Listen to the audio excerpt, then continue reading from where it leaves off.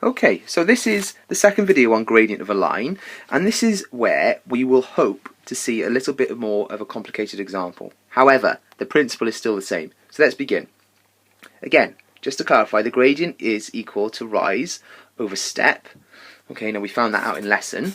So, my blue line is my straight line. It's on my x and y axis.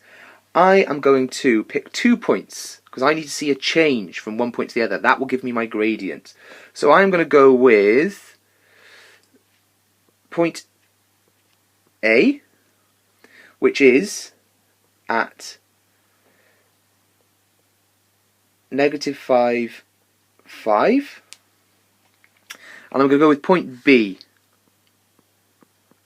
here. And B is at -3, 3. Alright? And this is just my x and my y coordinates, so the points A and B. Brilliant. So we can see point A is at -5, 5, always x first. And my point B is at -3, 3. Okay then, so we know to find the gradient we have to draw a triangle. We've got one side, which is the line, and we have to draw a right angled triangle with one vertical and one horizontal line to get the rise and the step. So let's do that. So I'm going to go from A to B. So, in that case, I'll draw my vertical line there to B, and I'll draw my horizontal line in here. And there, you should see that I've got my brilliant right angled triangle to the line, because I'm going from A to B.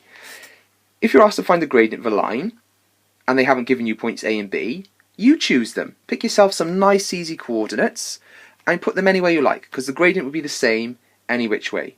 If I decided to draw my line in this way, and down to B, I will still get the same answer. So don't worry about, oh, well, which side of the line do I draw the triangle? It doesn't matter.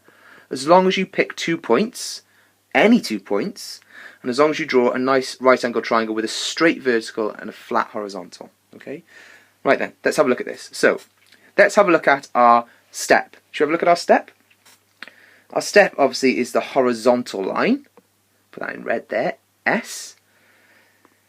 Here's our step. We're going from A to B, remember, so we're going from A to B. A to B, so we're going this way. Okay, because it's coming down the line, and this line is our step, the flat line. We can't decide to go from this point out, because that's really going from B towards A, isn't it? We're going from A towards B. So our step starts here and finishes at B. So where is it at this point? Well, we can have a look. It's not clearly shown here, but it is actually at -5. We've put it in the coordinates there. That 5 really should be pushed over a little bit. That is at -5.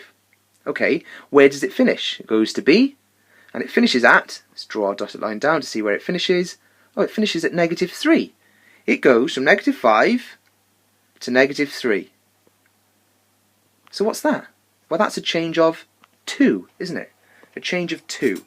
-5 to -3, a change of 2. So we can say our step equals 2. Now, is it positive or negative? It's quite easy to count how, to see how big the line is, count the units, but we need to know, is it positive or negative? And that's all to do with the direction it's moving in. So we know it's going from this point to B. It's moving this way, from left to right.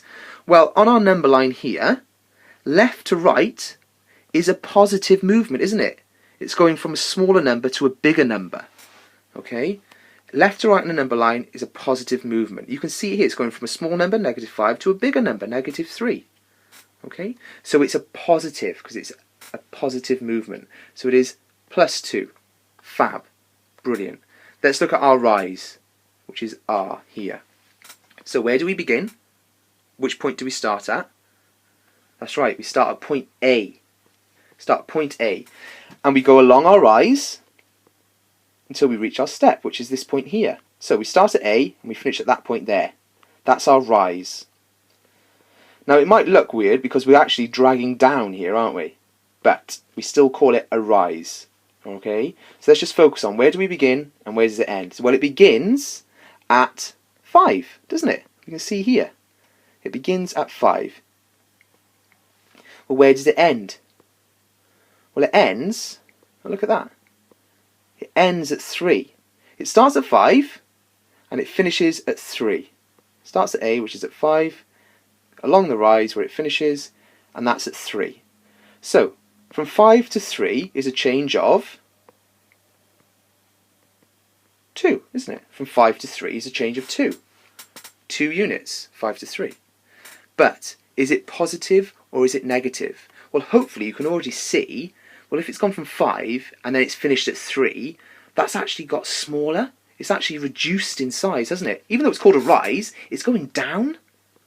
It's going down. It's going from 5 to 3. The number is getting smaller. So that tells me it is a negative value. It's negative 2. Hopefully you can just see that. You can say, well, it's going down 2, so it's going to be negative 2.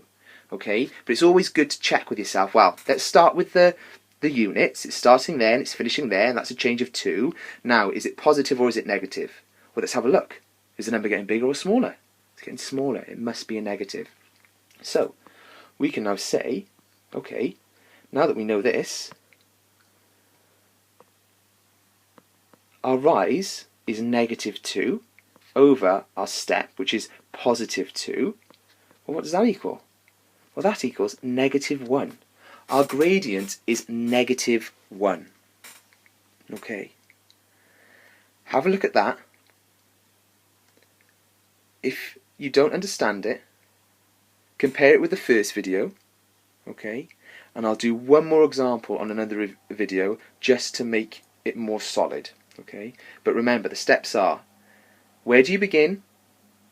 Where do you finish? How many units or how many steps is that? And then decide, is it positive or is it negative? Rather than doing it in one big jump if you're unsure. Take it one step at a time. Okay?